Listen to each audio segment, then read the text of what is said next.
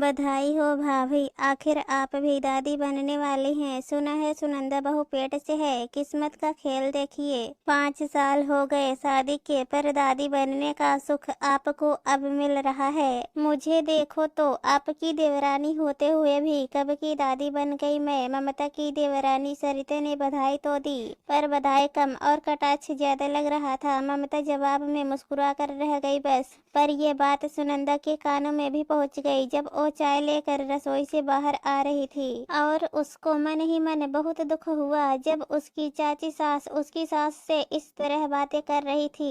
पर छोटी होने के नाते उसने कुछ नहीं कहा। बाद में वो अपनी सास से बोली, मम्मी जी आपको चाची जी इतना सुना रही थी और आपने जवाब ही नहीं दिया। मेरी वजह से आपको कितना सुनना पड़ता है ना।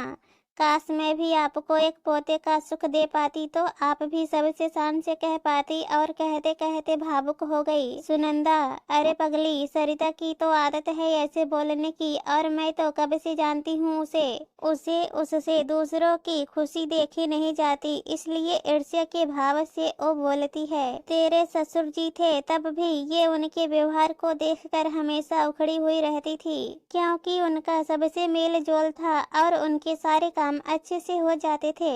वहीं देवर जी का स्वभाव भी सरिता की तरह ईर्ष्यालु है, तो कम ही लोगों से आना जाना है उनका।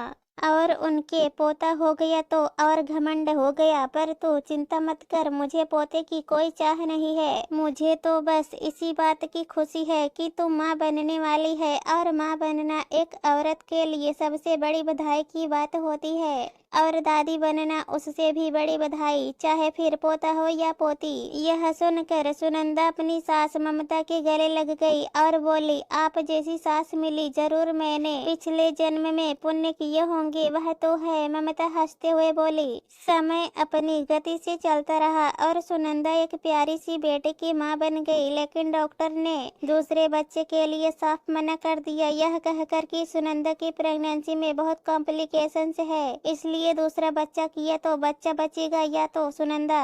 ममता ने डॉक्टर को साफ मना कर दिया कि हम कोई चांस नहीं लेना चाहते, बस हमारी बहू हमें सलामत चाहिए। सबने मिलकर अपनी बेटी का नाम खुशी रखा, क्योंकि उसके आने से सबका जीवन खुशियों से भर गया था। ममता ने पूरे मोहल्ले में खुशी के होने की खुशी में बेसन के लड्डू बंटवाए, क्योंकि सुनंदा को बेसन के लड्डू बहुत पसंद थे। किसी ने खुश होकर बधाई दी तो किसी ने कहा, किस्मत का खेल देखिए, इतने सालों बाद बच्चा हुआ, वह भी लड़की। अरे भाभी, लड़की की बधाई में कौन लड्डू बांटता है, लड़का होता तो फिर भी समझ में आता। तभी सरिता बोली, और क्या भाभी, लड़का ही तो बुढ़ापे का सहारा बनेगा और वंश को आगे बढ़ाएगा। लगता है आर्यन का वंश आगे बढ़ेगा ही नहीं। और कहकर हंस पड़ी। ऐसा मत बोलो सरिता, आजकल लड़की लड़का सब बराबर है। जब वंश लड़की के नाम से चल सकता है तो लड़की के नाम से क्यों नहीं। और क्या शादी होने के बाद लड़की के माता पिता बदल जाते हैं, या फिर अपने माता पिता पर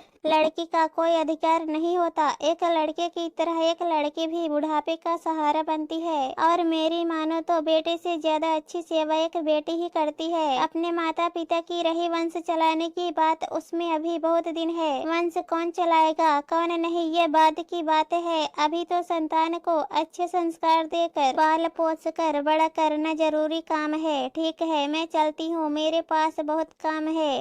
कहकर ममता चली गई। पीछे से सरिता अपनी पड़ोसन से बोली, कभी लड़की को वंश चलाते या माता पिता की सेवा करते देखा है, जो अब भाभी जी नई रीत चलाएंगी।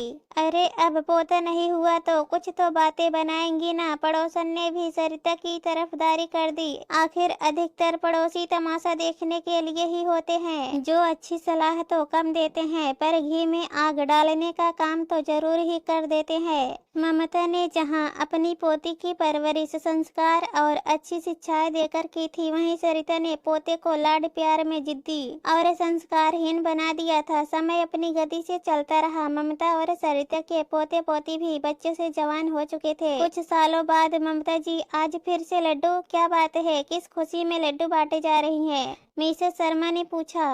आज खुशी ने यूपीएससी की परीक्षा उत्तीर्ण कर ली है। अब वह कलेक्टर बनने वाली है। उसकी 3 सालों की मेहनत रंग ले आई और उन लोगों के मुंह हमेशा के लिए बंद हो गए जो मेरी पोती के चरित्र पर उंगली उठाते थे। कहते कहते ममता जी का गला रुध गया। अरे बधाई हो आपको बहुत बहुत, मिसेस शर्मा ने लड्डू मुंह में रखते हुए बोला। और ममता जी आप भी खुशी के मौके पर ऐसी फालतू की बातों को लेकर बैठ गई। नहीं मिसेस शर्मा, मुझे आज भी याद है जब खुशी 25 साल की उम्र में पढ़ाई पूरी करने के बाद भी अच्छे रिश्ते आने के बावजूद शादी नहीं करना चाहती थी और आगे अपनी सिविल सर्विस की तैयारी की पढ़ाई करना चाहती थी। लोग कह रहे थे कि जरूर लड़की का कहीं चक्कर चल रहा होगा, तभी तो इतने अच्छे रिश्ते ठुकरा रही है। और पढ़ाई तो बस एक बहाना है। और उन सब लोगों में कुछ हमारे अपने भी थे जो हमारी खुशी देखकर चलते थे, पर मेरी खुशी ने आज कामयाबी हासिल कर ली। मेरे बेटे, बहू और मेरे परिवार का नाम रोशन कर सबकी बोलती बंद कर दी। अरे हाँ, सरिता जी के पोते आदर्श का क्या हुआ? वो क्या कर रहा है आजकल? बहुत दिनों से सरिता जी को देखा नहीं, मिसेस शर्मा ने पूछा। किस्मत का खेल देखिए मिसेस शर्मा, जिस पोते पर सरिता घमंड करते नहीं थकती थी वही उसकी नाक कटाकर चला गया। और एक मेरी पोती है जो अपनी उपलब्धियों से मेरे खानदान का नाम रोशन कर रही है। कहाँ चला गया आदर्श? मिसेस शर्मा आश्चर्य से बोली। आदर्श तो पिछले महीने विदेश चला गया और वहीं रहेगा अब, क्योंकि उसके ऑफिस की लड़की जिससे वह शादी करना चाहता था विदेश में सेटल हो गई है। उसके साथ आदर्श भी वहीं रहेगा अब। आदर्श ने घर वालों के खिलाफ जाकर शादी कर ली है उससे, और लड़का अच्छा कमाता खाता है तो चला गया अपने मन मुताबिक। पर यही काम कोई लड़की कर लेती ना तो सरिता पूरे मोहल्ले में ढोल पीट देती।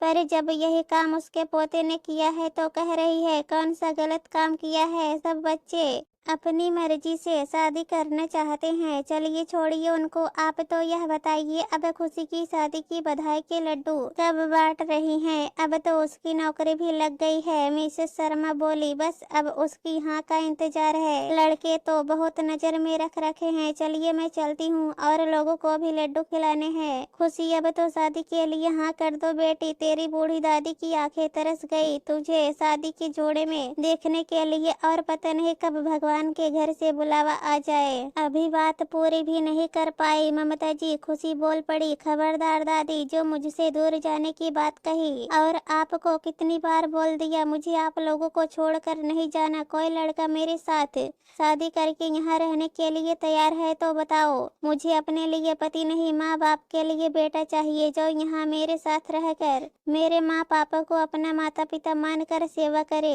तो तुझे घर जमाई चाहिए। आर्यन और सुनंदा साथ बोले। हाँ तो इसमें हर्ज क्या है? जब मैं किसी की घर की बहू बन सकती हूँ, वहाँ रह सकती हूँ, तो कोई मेरे घर का जमाई बन यहाँ नहीं रह सकता क्या? जमाना बदल गया है, अब लड़की कलेक्टर बन सकती है तो सब कुछ कर सकती है। और मैं शादी कर भी लूँ तो क्या गारंटी है कि ओ माँ पापा को अपना मानेगा ही? कम से कम मैं यहाँ रहकर मैं माँ पापा के बुढ़ापे का सहारा तो बनूंगी ही। साथ में मुझे तसल्ली भी रहेगी कि उनके बेटे ना होने का कोई गम नहीं है, क्योंकि उनकी बेटी उनके पास मरते दम तक है। और फिर चाची अम्मा सरिता को भी तो दिखाना है कि बेटियां नाम रोशन भी करती हैं और वंश भी चलाती हैं और बुढ़ापे का सहारा भी बनती है, उनके बेटे आदर्श की तरह नहीं।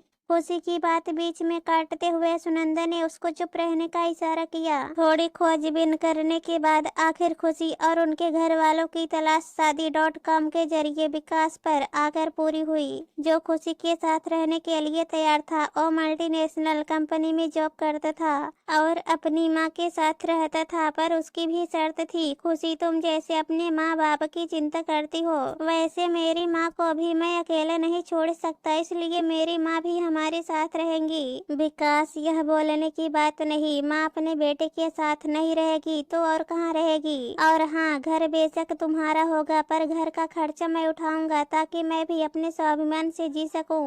विकास की यह बात ही काफी थी उसका व्यक्तित्व बताने के लिए। इससे ज्यादा किसी ने कुछ नहीं पूछा। धूमधाम से खुशी और विकास की शादी हो गई, और जहाँ खुशी के पति के रूप में सुनंदा और आर्यन को दामाद के रूप में बेटा मिला, तो विकास उसकी माँ को भी बहू के रूप में खुशी मिल गई और ममता जी आज बधाइयाँ लेती हुई नहीं थक रही थी। आज अपनी किस्मत के इस खेल पर वो मन ही मन इतरा रही थी और अपने परिवार की खुशियों को किसी की नजर ना लगे बस यही दुआएं भगवान से कर रही थी।